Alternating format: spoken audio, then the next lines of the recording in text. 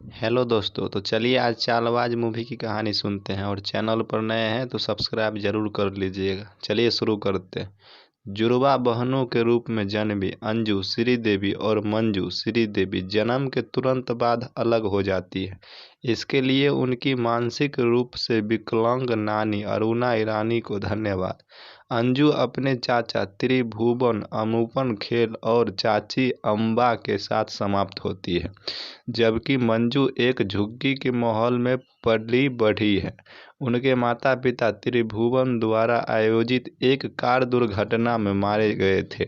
हालांकि अपनी वसीयत में वे घोषणा करते हैं कि जुड़वा बच्चों के 21 वर्ष के होने पर उनकी बेटियों को उनकी संपत्ति विरासत में मिल जाएगी।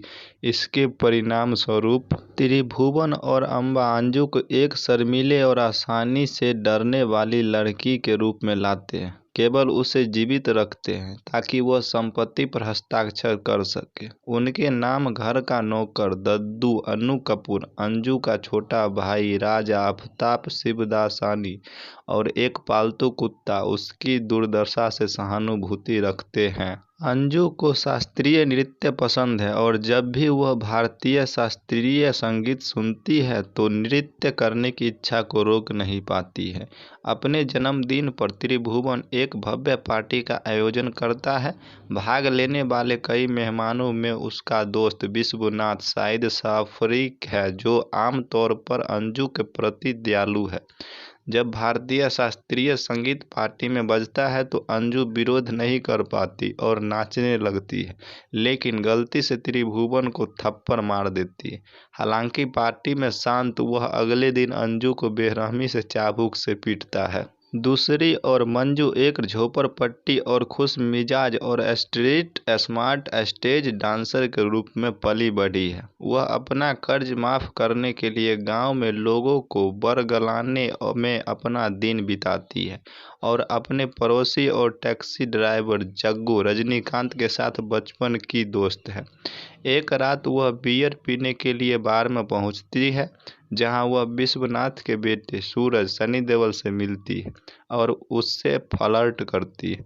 सूरज जल्द ही उसके लिए गिर जाता है। विश्वनाथ कुछ समय से सूरज पर शादी करने के लिए दबाव डाल रहा है और एक दिन उसे संभावित विवाह प्रस्ताव के रूप में अंजू की तस्वीर दिखाता है, तो वह उसे मंजू समझकर सहमत हो जाता है।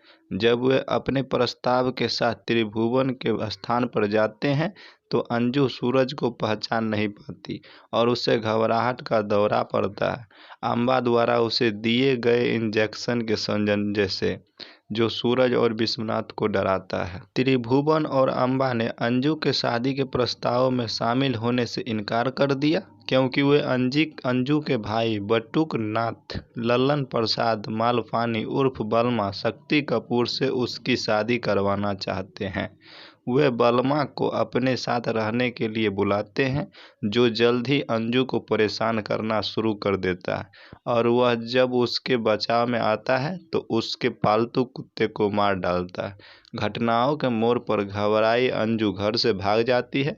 उसके रास्ते में उसे अजनबियों द्वारा परेशान किया जाता है, जब तक कि सूरज उससे बचा नहीं लेता। उसी दिन का जग्गू से झगड़ा हो जाता है और वह अपने रास्ते पर चल पड़ती है। भाग्य के एक मोड़ में उनके रास्ते एक दूसरे को काटते हुए समाप्त हो जाते हैं और जब दोनों कभी नहीं मिलते तो वे स्थानों का आदान प्रदान करते हैं। इस प्रकार एक घायल सूरज को मंजू द्वारा अंजू के घर लाया जाता है, जबकि अंजू मंजू की झुग्गी में समाप्त हो जाती है। मंजू को सूरज से प्यार हो जाता है। मंजू आसानी से त्रिभुवन, अम्बा और बलमा पर अपना नियंत्रित स्थापित कर लेता है, जबकि तीनों उसे अंजू समझ लेता है और उसे कमजोर मान लेते हैं। मंजू ने ताकत और आक्रामकता का प्रदर्शन करके उन्हें चौंका दिया और उन्हें काबू में कर लिया। इस बीच अंजू जग्गू के करीब आने लगती है, जिसे नई मंजू से प्यार हो जाता है। वह उसके सामने शादी का प्रस्ताव रखता है, जिससे वह सहमत हो जाती है। सूरज अंजू को जग्गू के साथ देखता है और सोचता है कि मंजू उसके साथ दुर्व्यवहार कर रही है और उससे रिश्ता तोड़ लेता है।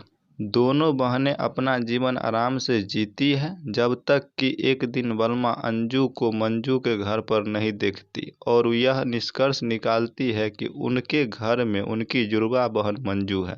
वह एक योजना बनाता है और अंजू का अपहरण कर लेता है, उसे अलीबाग के एक बंगले में ले जाता है।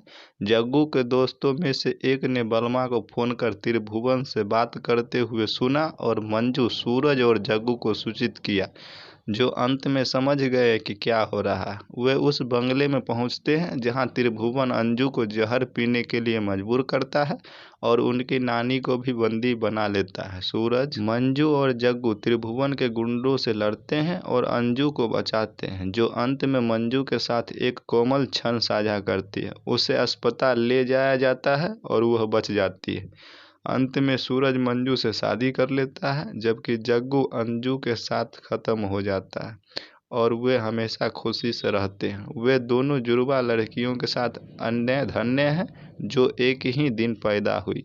तो मूवी की कहानी हो गई ख़त्म। चलिए मिलते हैं नेक्स्ट वीडियो में, तब तक के लिए जय हिंद।